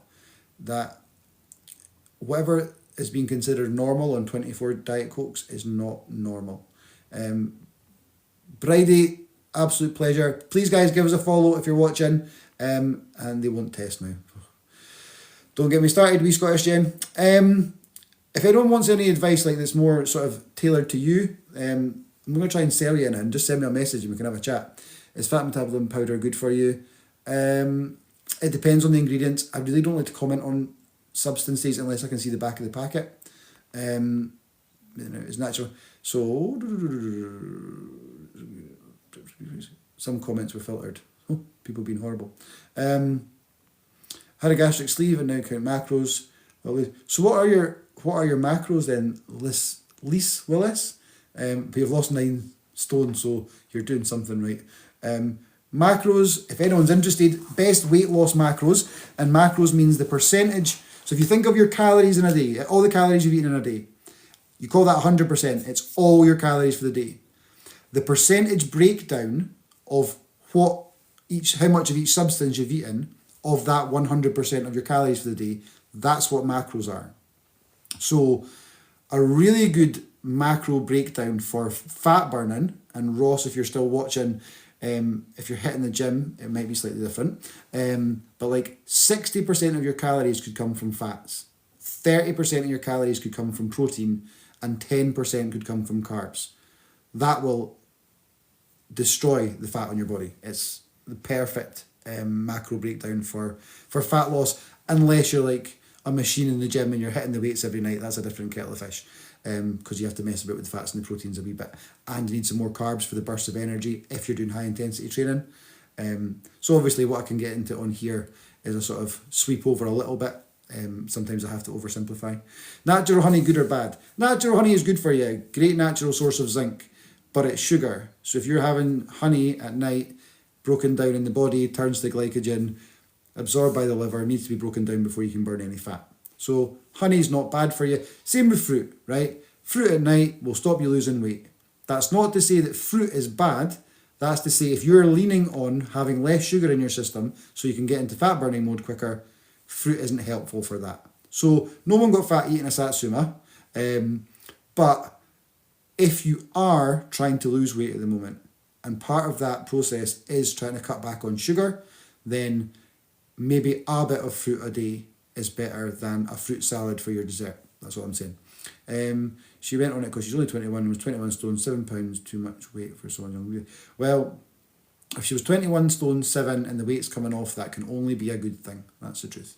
We just got his right to choose NHS tested within 3 months. Okay, heck, chicken sausages, 30 calories sausage, great easy protein option. Paul Marshall, you are absolutely bloody correct. Heck, chicken sausages are quality, and you can put them in a casserole. You can do like a mixed veg, like roast some mixed veg, whether it's paprika and chili powder or garlic butter or whatever you like. Roast some veg, a couple of sausages, amazing, or quality cheese, something like that would be absolutely brilliant. Sorry folks, I'm just trying to keep up with the pork. Heck, most supermarkets, excuse me, I'm just trying to, had a bypass, lost 10 stone, put 10 back on the stomach, stretches. Yeah, it does. You can stretch a gastric band and force the food through. It sounds all very painful. I'm glad that's helpful. I've lost 23 pounds. I'm getting better. I've stopped losing weight, but hopefully losing weight this. Brady, if I can be of any help, just send me a message, and I'm more than happy to help in any way that I can. The tool to work on. Good luck. What's happened? So, James, the tool you have to work on with. Sorry, that happened to you, but mine was a bypass. James joined. Okay, so don't eat too early. Don't eat too late. Don't eat too much. Don't eat too much sugar. Boom. Simple. So how complicated do you want to make that? How long you want to go without any calories going in? How much in a calorific deficit you want to be? These are personal choices. Some of us work late. Some of us are chasing kids. Some of us have health conditions. If you wake up in the morning and you take 30 pills and you have to take them with food at 6 in the morning, you're not waiting until 10 o'clock to consume any calories. Does that mean you can't be healthy? Of course not. Right? So these are principles, but we then fit them into the context of your life. Your life, as it is right now today, it has been a meandering of good stuff, bad stuff, indifferent stuff, job changes, relationship changes, house moves. Everything that's happened in your life has taken you to where you are right now. You may want your life to be amazingly different tomorrow, but life doesn't work like that. The brain doesn't work like that. You can't just flick a switch and be a different person. It takes time to build new habits. So I'm going to hold off an extra hour in the morning. I'm going to try to remember to take my water bottle to work with me. I'm going to try to go for a walk after my evening meal. I'm going to try and stop scrolling until midnight and get my head down at 10 o'clock. These are all little tiny things, incremental things that make your life better. That's why I kind of came up with the 5 pillars of health: nutrition, hydration, movement, sleep, and mind. Write them down, score yourself out of 10. You'll see where life is letting you down or where your lifestyle could be improved to make your life better. And so, yeah, honestly, write them down. That's what I would recommend. If you wrote those 5 things down and scored yourself, you'd see where life could get better. You need to stop neglecting your own needs. Self-preservation is not selfishness. They're not the same thing. I would suspect if you neglect your own needs, and if you don't sleep well, and if you don't eat well, and if you're unhappy in your own skin, the version of you that you bring to whether it's children or partners or parents or colleagues or whoever is far from the best version of you.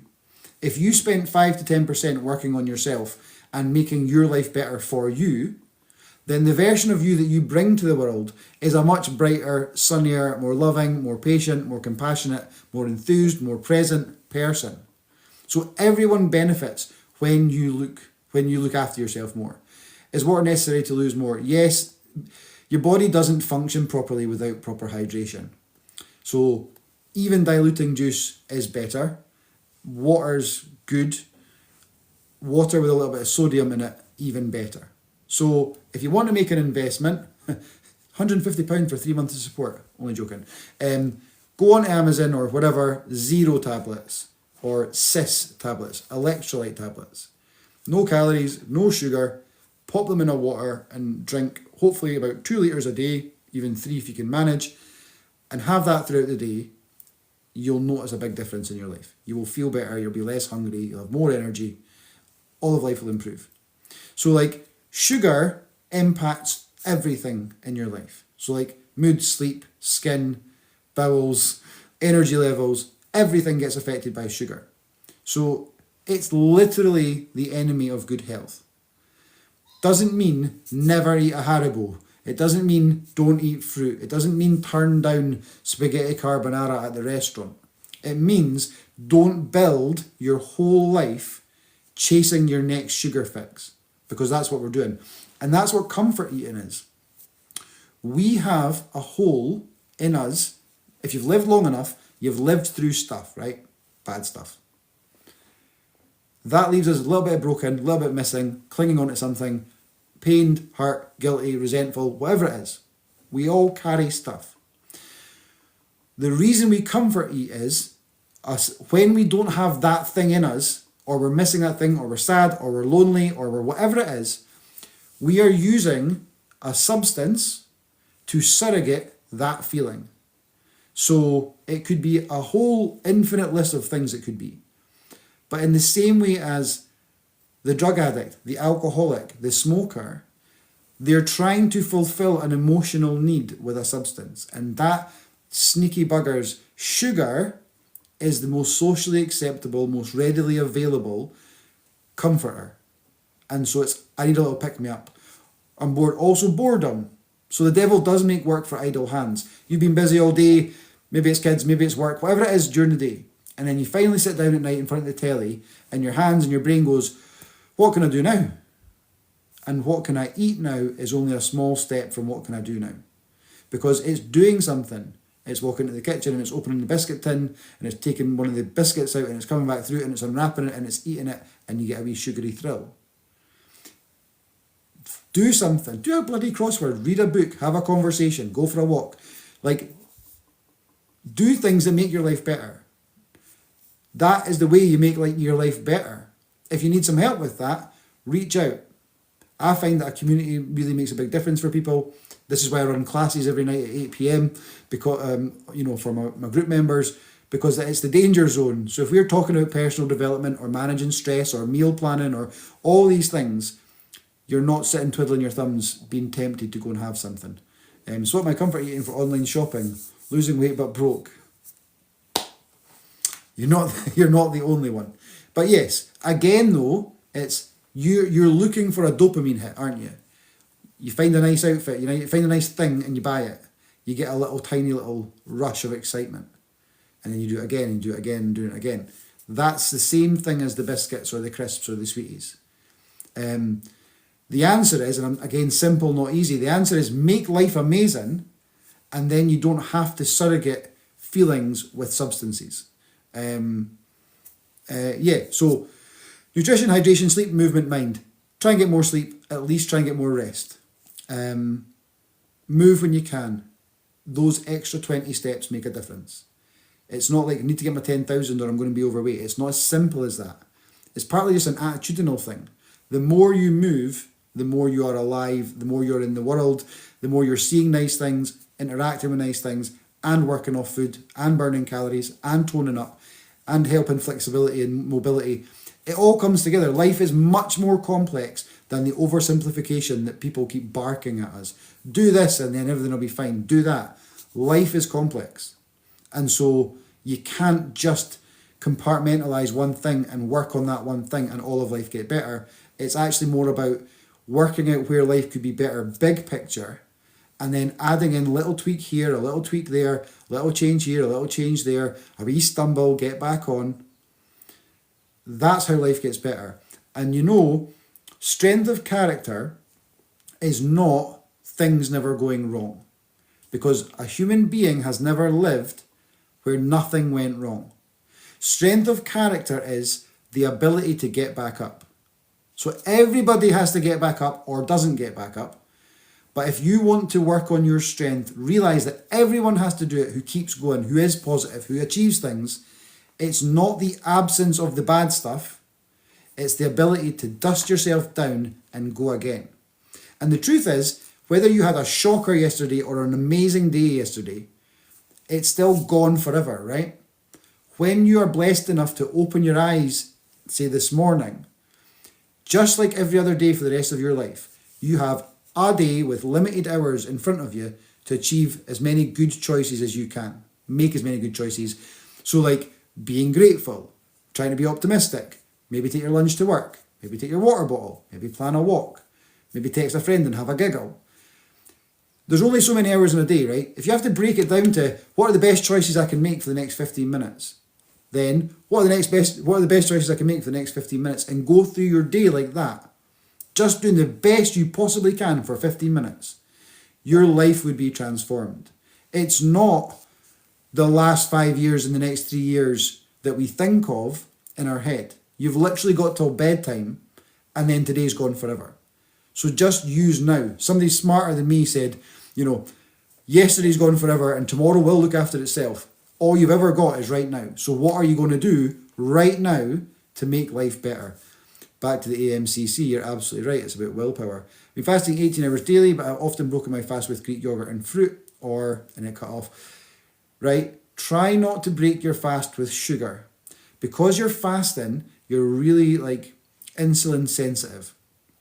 And so when you put fruit in first, when you're breaking a fast and your body's really sensitive to it, this is why when you do fasting and then you go for a drink, you get pissed really quickly, because your body's really sensitive to the sugar. Try breaking fast with 2 poached eggs and a couple of bits of bacon and half an avocado. Fats and proteins, not sugar.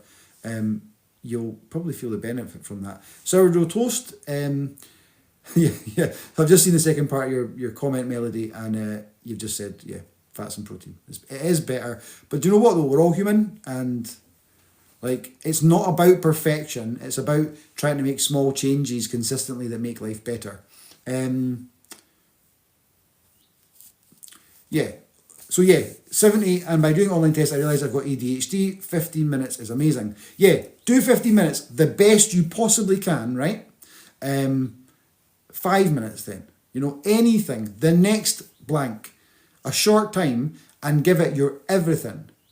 And it works as well when it's a shocker. You're damn, I just ate a kilogram of dairy milk. Okay, well then that 15 minutes was a shocker. The day's not a write-off. You've got lots of other 15-minute blocks. What I would say, Bunny 101, about ADHD is, although it's hard to focus on things, if you can capture your enthusiasm and interest onto something, you'll then have a remarkable ability, better than most, to hyperfixate on it. And so, if you got obsessed about something that was helpful, and then you were really into it, your life would get better because you've picked something that's helpful, right? So it is a superpower. It's really hard to concentrate on things that don't really capture your interest.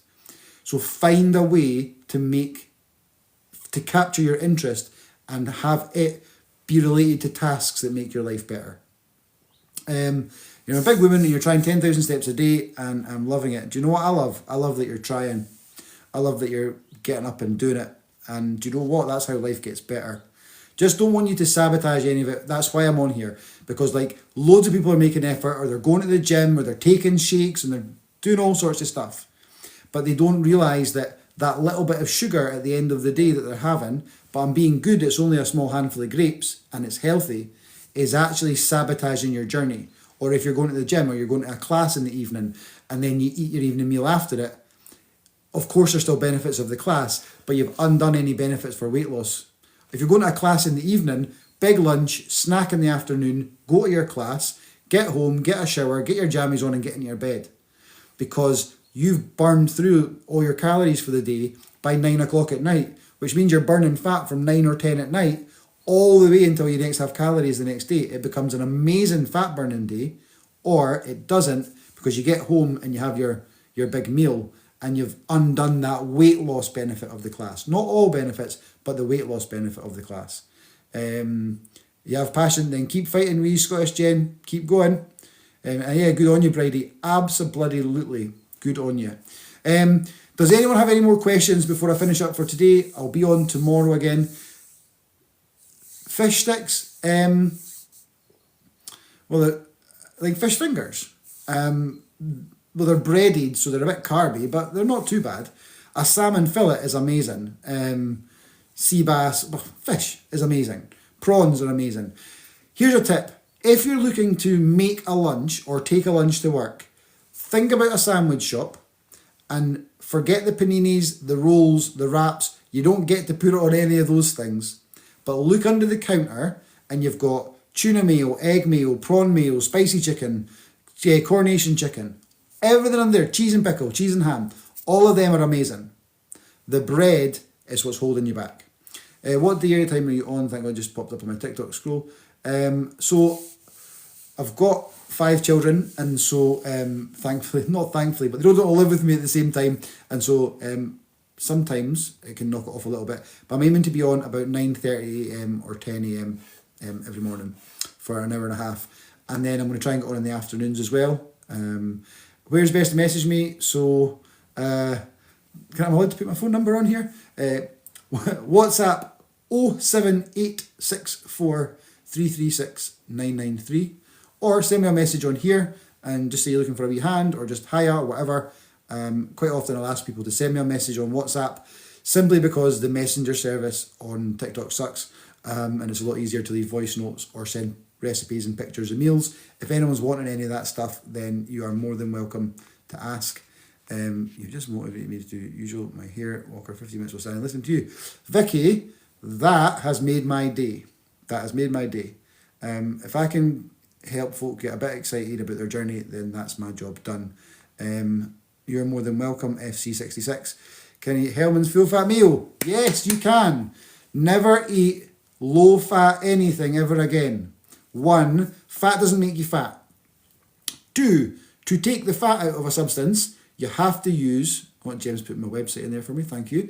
You have to use horrible chemicals to remove the fat from a mayo or a yogurt or whatever. So the chemicals are really bad for you. And they put sugar in instead of the fat so that it tastes really good. In other words, you get your sugar fix and you think you really love it and you go back and buy more. So full fat mayo, full fat yogurt, everything full fat from now on. You're dead now. Well, hopefully not literally, Vicky, but if you put some work in, that's amazing. Yeah, full fat everything from now on. Now, yes, milk has quite a lot of carbs. A glass of milk has really quite a lot of carbs. Think of this. The keto diet is under 20 grams of carbs a day, right? Really strict, it works, but really restrictive on what you can eat. Therefore, you get bored of eating, it's not fun, and you lose your weight. Lazy keto is kind of what I recommend, which is 50 grams of carbs a day. Now, it's still low carb. You're on Slimming World? Well, if that works for you, if they're telling you got free things like pasta and rice, ignore them. Ignore them. Do not do that. Stodgy, starchy carbs are your enemy, at least too frequently. I've lost my train of thought entirely there, sorry. I can't remember what I was saying. The meal thing, full fat meal, yeah. Fats come with calories, so you're better off eating 1 Baby Bell than 2 low fat ones. There's less carbs in them, but there's also chemicals in low fat stuff that's not good for you.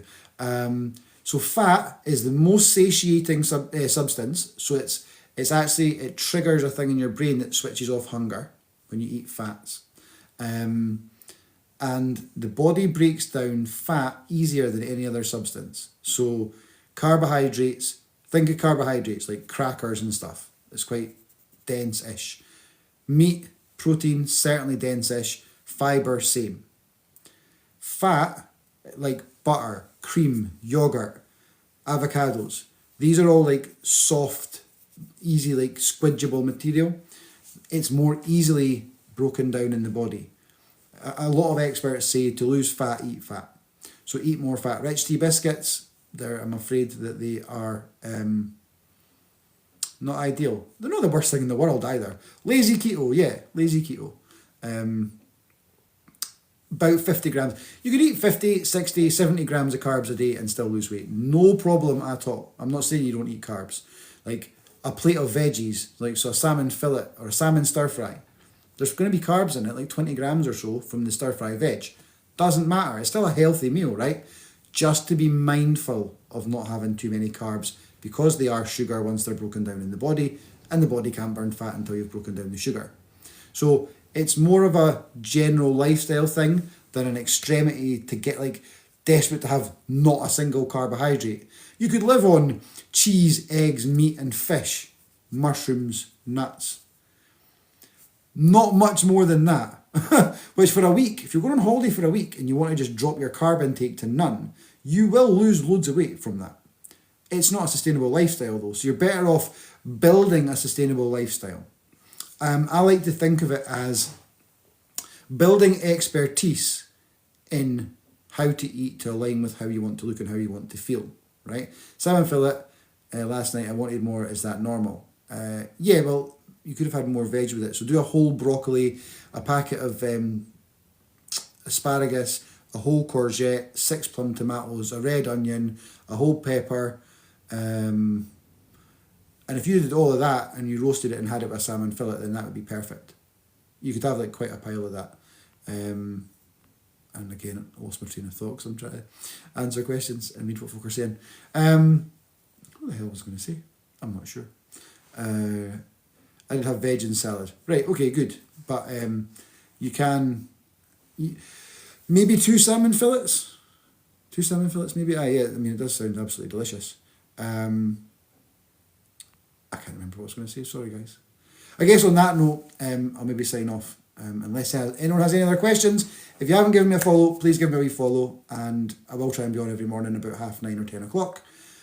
Only ever a message away. If you just want some advice, then let's have a chat. And tuna mayo with broccoli, would I choose something till tomorrow? Would it? Yeah, tuna mayo and broccoli, you would lose something for tomorrow. Thank you, Paul Donahue. I appreciate that, mate. Yeah, thank you very much, guys. Yes, please give us a follow. Please send me a message if you maybe you work night shift, or maybe you're on Manjuro and you want a plan of action for coming off. Like, just to have a blether, and sometimes it's easier, 2 heads are better than one. Remember this. You've run the experiment of being your biggest critic.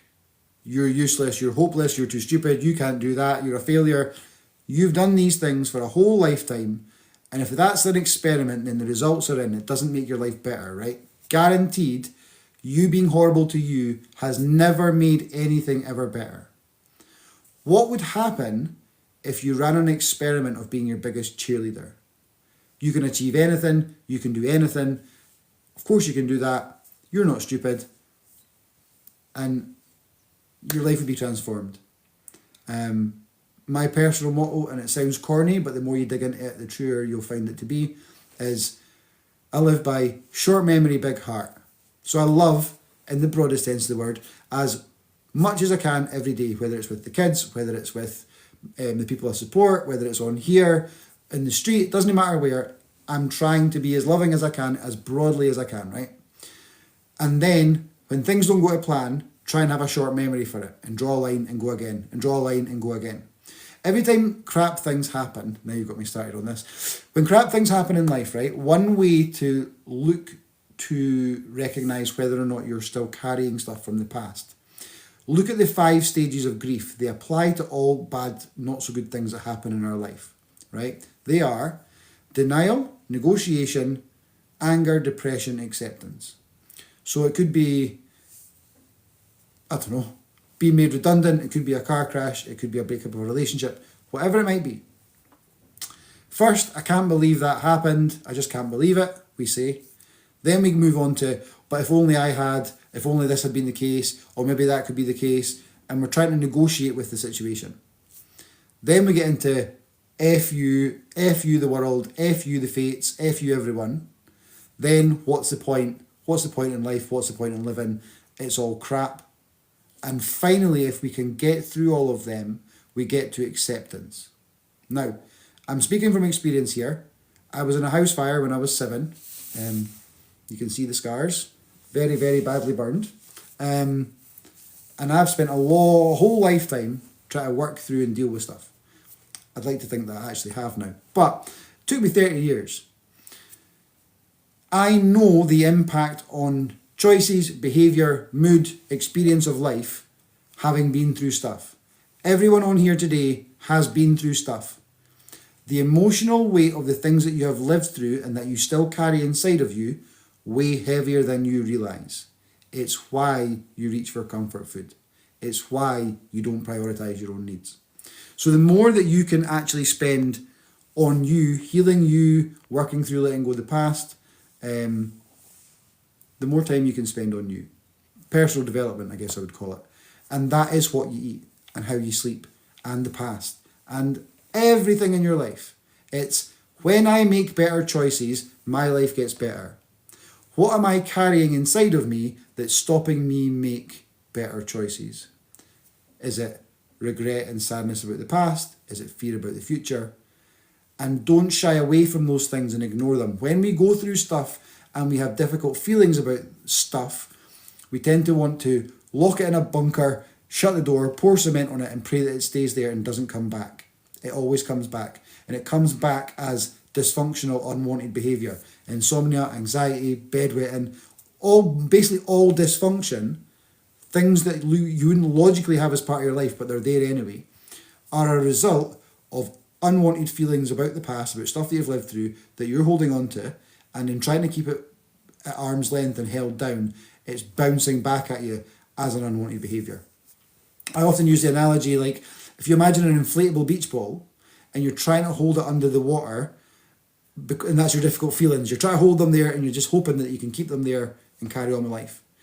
Well, you can hold that inflatable beach ball under the water for so long, but at some point, and you can't control when, a current in the water, a dog jumping in the water, whatever, or you slip, that ball will pop back up and you can't decide where, in front of you, to the side of you, whatever, and you can't decide when, that will happen.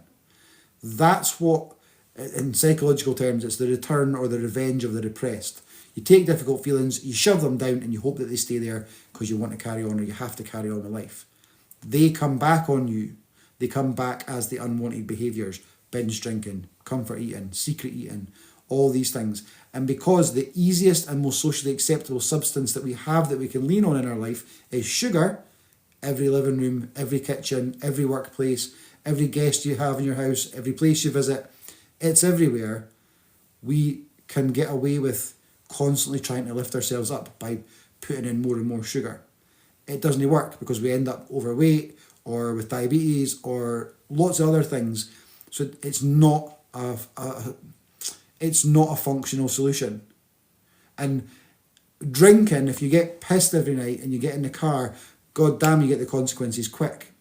But a couple of chalky bickies and another £2 on the scales, you can turn a blind eye to that until you get to the doctors, until it's the stroke or the heart attack or something else. So we're not getting the consequences smacking us in the face as quickly, and therefore we don't think it's as bad. But long term, you will not live as long, you will not be as happy, or you can't play with the grandkids, or whatever it is, the consequences are still there, they just whisper it first and then get louder later. So the more changes that you can make to make life better now, the better that your rest of your life gets. And sorry, we're off weight loss and we're into therapy. Upset due to not losing weight or not losing weight due to being upset. Ready. Upset due to not losing weight. True. Thinness isn't happiness though, Bridie. I know a lot of thin. In fact, most of the really anxious, sad people I know in my life are pretty thin. Cooper Ross joined. There's a lot of bonus help on TikTok. Full fat or zero fat Greek yogurt is so confusing. No, keep it simple. Full fat everything from now on, Julie.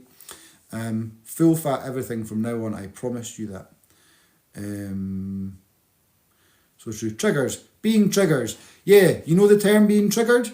What that actually means is, now you think about when someone's triggered, generally we think of it as being upset, right, or being angered online.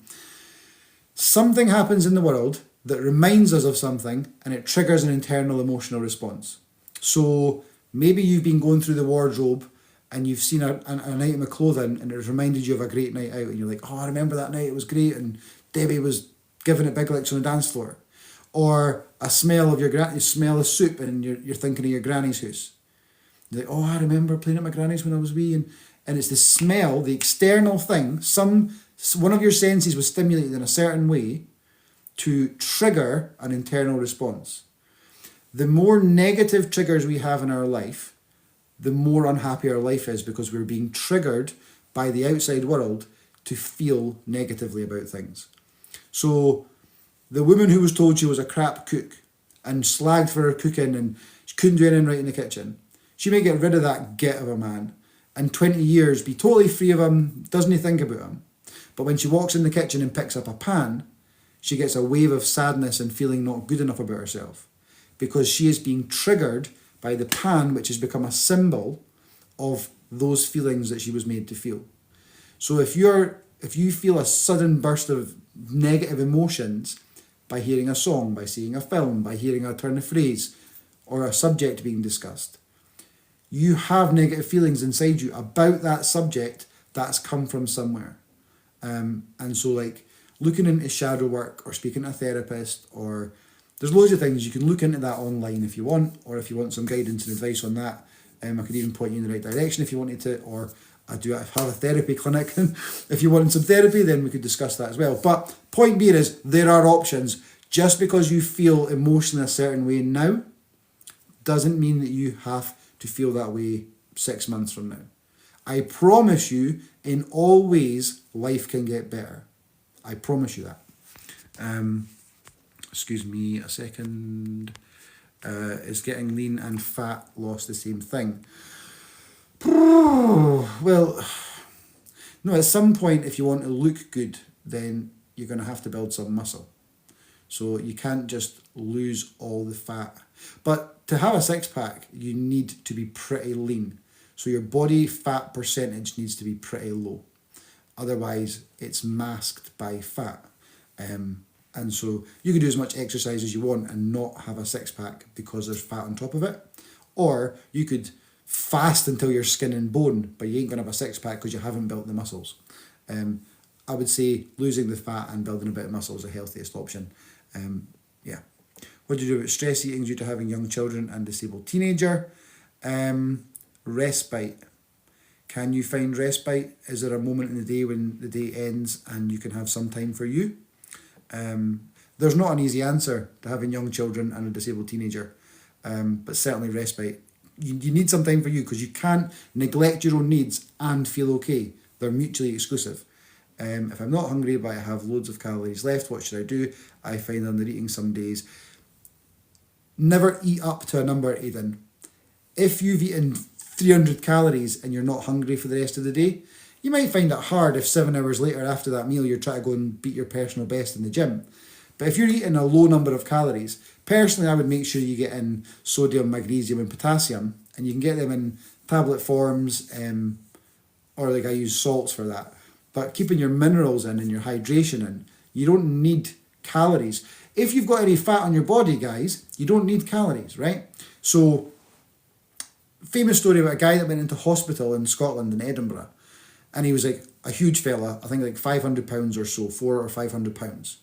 Went into hospital, was on an IV drip, so salt and water, and didn't eat a calorie for a year, not 1 calorie, and then walked out at the end of the year, a thin and healthy man. Because if you have fat on your body, you do not technically need calories coming in.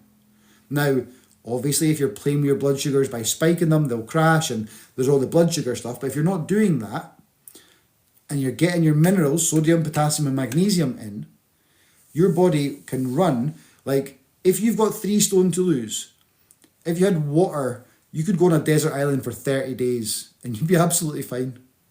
But you need your water and you need your sodium, magnesium and potassium. 6 months of Googling and studying. Well, that's good. I'm happy to be able to give some useful information. I was crying at Slimming. Oh, I was crying at Slimming World. I don't like hearing that. On Tuesday, because I stayed the same 17. Friday, you're meant to be going there to be inspired and helped if they're making you cry. I call the weekly meetup for Slimming World and Weight Watchers a weekly shaming. I think that's ridiculous. And I think that the people don't know what they're talking about, to be perfectly honest with you. Sorry, I feel quite passionate about that. I know that some of them mean well, but to make someone to go along, like, I'm sure life feels a struggle enough. Do you need to go along somewhere to be told that you're not good enough? Ridiculous. Respite, but that means less sleep. Yes, life certainly has its challenges. I could teach you a little self-hypnosis technique that would take about 2 minutes and would give you a lovely sense of peace and let go of all the stress that will keep building up, I'm sure, with young children and a disabled teenager. Hello. Does chicken and rice actually work For weight loss, 18.6 fasting lunch and dinner, 2,000 calories less. Ewan, what size are you? I would be eating 1,500 calories. Men lose quicker. Like, I would say lunch and tea, 1,500 calories, meats, meat and coleslaw, things like that, or meat and veg, fish, eggs, cheese. 18.6 is pretty good, to be honest with you. 6 hour eating window. You'll get there. I would just cut the calories a little bit more so you get it off a wee bit quicker. Intense, pure, superb, high quality advice, concentrated, absolutely superb quality. Thank you so much. Okay, thank you. It was how I was feeling, not Slimming World. Okay. Do they not ask you and why haven't you lost and stuff like that when you go along those? Do you know what, Brady? I'm not actually having a go at Slimming World or Weight Watchers. I know these guys have helped a lot of people and people have successfully lost. If you want some hypnosis, if anybody wants a free hypnosis session, now it's weight loss hypnosis, but it's not like, ooh, you don't like chocolate anymore, because that's a load of nonsense. It's actually recognizing the strength that you do have inside you. You actually do. You just aren't seeing it, and you aren't able to bring it to the fore of your mind and live in it. And some letting go of the past and getting excited about making better choices and life feeling better. If anyone wants a free hypnosis session, send me a message on TikTok or on Facebook or on anywhere, Instagram, YouTube, Weight Loss with Edward. And yeah, we can just get booked in and we can do that. So yeah, please send me a wee message if you want that hypnosis session. What was that? 114 kilograms, 6 foot 27. 230, 1,500 calories, Ewan. Eat 1,500 calories. We all have challenges. We love it 2 minutes hypnotised. Yeah, sure. Then send me a message and we'll book in for a wee hypnosis session. Enjoy your life. Thank you. Got to go, but we'll take your tips on board. Absolute pleasure, beauty. Thank you. Fantastic. How many calories? 5 to 12 stone. 1,000 to 1,200 calories. Guys, if you're messaging about or you're commenting about the hypnosis, if you don't mind sending me a little message on TikTok, I would really appreciate that, just so I don't lose track of you. It was weight management putting me on it. I'm trying speed-free food, my friend. Cool. Brady, do you know what? Sounds like you're doing your thing, and I think you'll get there. Do not ever give up. Keep getting your steps in as best you can. Try not to bring in calories at night. And any program is better than no program. Yes, Jem. Yeah, sleep issues were solved with hypnosis. It was fab. How much time would you spend in the gym to burn fat, lose weight? None. If you've got a kettlebell or dumbbells in the house, do, I don't know, 100 or 50, build up from 20 to 30 to 40 to 50 to up to 100 weighted squats. So holding a kettlebell, doing an arm curl, so curling up to your chest and back down, like full arm length, while you're doing a squat at the same time. Do plenty of them. And any gym is good for you. Any movement is good for you. But if you're thinking that you can eat the calories that you work off, you're wrong. And if you eat after the gym, it stops the weight loss benefits of the gym. Now, I know doing the gym, toning, building muscle, absolutely there's benefits. But if you eat after you've gone to the gym of an evening, then you are working through all your consumed calories for the day and the glucose in or the glycogen in your liver, and therefore you are priming your body to be a fat burning machine all night by doing that gym in the evening. If you then eat a meal because you haven't had your evening meal because you went to the gym first, you undo the weight loss benefit of the gym. Not all benefits, but the weight loss benefit. You don't have to do a lot of exercise. So like, my honest opinion is that losing weight is 90% what you eat and 10% movement. It could be even more. I work with people who have 2 hip replacements, are 68 years old, live at the top of a high rise and never leave the house. And they still lose weight, lose as much weight as they want to, because they're not working off the calories, therefore they're just not bringing in that many calories. And their body still has that same process. So happy after this uplifted. I'm really glad that I've been of service, Bunny 101. Have you heard all the answering questions? Well, I'm happy to be here while I can. And I leaned length, 104, not, oh, you meant 104. So 104, 208. Push your luck and do 1400, 1500 calories. You're still fine at that. I gave you a significant deficit. So like 1200 to 1400, you'll drop quickly. If you're feeling really brave, depends if you are going to the gym or not, you could do 1 meal a day. Just eat a big lunch of about 12 to 1400 calories and then dig deep till lunch the next day. Sorry, maybe that's a bit much of a challenge. But thanks, I didn't have Slimming World, I would be 22 stone and a half. Thank you for the advice. Yeah, absolutely. And so some advice and guidance is better than none. So eat before gym and not after. Yes. So like let's say gym is 6 or 7 p.m. Eat your main meal of the day that day at lunchtime. So whether it's a hot meal or just lots of like picky things if you're off at work or whatever. And then have a snacky thing about 4 o'clock in the afternoon if you can, or 4, half 4. And then it's given a couple of hours to go by, you've given your body a little bit of fuel, but the majority of your calories went in earlier in the day. Then beast it in the gym, and then get home, get a shower, get in your jammies and get into your bed. You'll lose weight that day, for sure. Even though the scales will not probably move the next morning, because as part of muscle recovery, your body holds on to extra fluid to cool, essentially like cooling the muscles. As part of the muscle recovery, the body holds on to a bit of water while the muscles are recovering. But you will have burned fat very, very successfully if you've eaten all your calories before the gym, done the gym, and none afterwards till morning. It's a great fat burning day that day. And absorb everything you've said. Eat like a king, that's in. Can I do fasting if I'm on thyroxine? Yes, you can. Speak to your doctor first, he has to say. But yes, you can. It depends what you mean by fasting. So for me, fasting is over 24 hours without food. Otherwise, it's just called bedtime. And if you go to bed at night and don't and get up in the morning and have breakfast, you've fasted. And so technically, so it's really all I'm saying is don't eat at night and maybe hold off a little while in the morning before consuming any calories. Not like 40 days in the desert fasting type stuff. What if you go to the gym in the morning? Do it fasted. It depends what you're doing in the gym. If you're trying to beat your personal best with weights, you will have less oomph in your performance because often we're using pre-workout or meals and bananas and like the sugar burst to fuel like a weight laden session. But if you're doing like a spinning class, I've got a lady that I support who runs 2 miles to the gym, fasted in the morning, does 2 back-to-back classes. I'm sure it's like it's like a bicycle one and then a HIIT one, and then she runs home all fasted.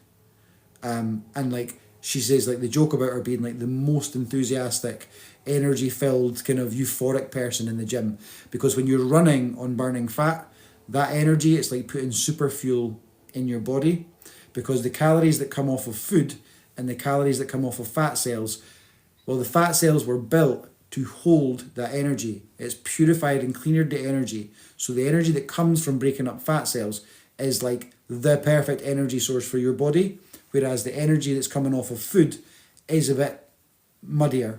And so how you feel when you're running on burning fat is quite euphoric. Have a shot on that on Sunday. So yeah, anyway guys, I better go.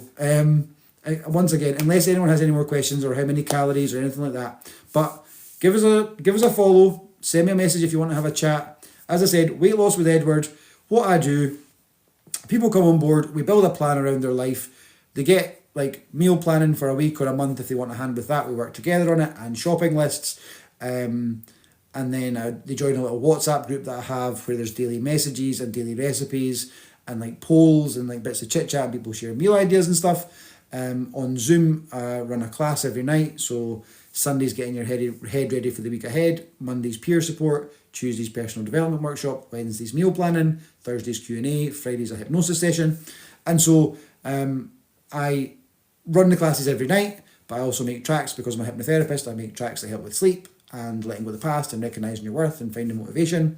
I get about 300 texts a day from my members. What about eating this? What about trying that? Or just life stuff like I'm not coping, my boss is an arse, that sort of thing. So I'm supporting people with their kind of daily life 24 hours a day. And I take about 20 or 30 phone calls a day from people, little catch-up calls. Sometimes we're chatting about life. Sometimes we're chatting about, meal planning and writing shopping lists. So if you would like someone to kind of walk with you on your journey, and help you kind of with meal ideas and a positive perspective on things, that's what I do for a job. So it's a therapist running a weight loss service. Yes, I know about food and stuff, but really it's how are you? Are you coping? Are you sleeping? Do you like yourself? These are the really important questions. And so eating in a way to build self-worth because you like yourself more, because you're making better choices, and addressing the stuff that's holding you back in your head and in your heart, all of that makes for all of life being better, not just being slimmer. And if you look at the results on Facebook, last year people were losing 10, 11, 12, 13 stone in like 7, 8, 9 months. We focus on the head stuff. Send your prices, please. Very, very interested. Of course. Would you mind sending me a little message after this? And yeah, certainly. I can tell you though, it's £150 for 3 months of support. And as I say, it's round the clock. And if you want a wee chat every day, then we can book in for 5-minute wee chats every day, then that's absolutely fine. As you can imagine, quite a busy man. And so it's a pleasure to come on here and be able to just sit and chat for a bit. But I know that I have got quite a few calls this afternoon. And I'm running the football club for my local primary school where my son goes to school. So I've got that in 2 hours. Laura, I'm glad it was the best decision that you made. You have been smashing it since you came on board. What is it? 2 weeks now? And already losing. So that's amazing. Say it more positive that you're embarrassed with the money. Yeah, I know, but I'm not coming on here to sell anything, to be honest with you. I'm coming on here to share some information. And so, anyway, guys, thank you so much for joining. I really enjoyed our wee chat, and any help that I can be, food stuff, life stuff, I'm only a message away. So please know that you can reach out, okay? Have a good one, guys. See you later.